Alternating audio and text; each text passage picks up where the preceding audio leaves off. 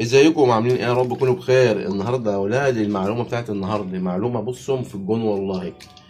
السمك السمين، ازاي تعرف ان السمك السمين معاك في عز الموت اللي احنا فيه وهينجح معاك بفضل الله؟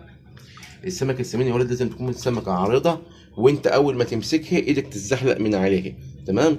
يعني انت في الساعة، في اليوم من الساعة اللي هو من انا الفيديو ده ينزل دلوقتي وانا جايب السمك دلوقتي. تمام. في الساعة اللي هنا، فانت السمك لو مسكته في ايدك وعامل مليار كيلو بايدك، عامل زي صابون، يبقى السمكة دي سمينة من قبل ما تشتغل فيها. تمام.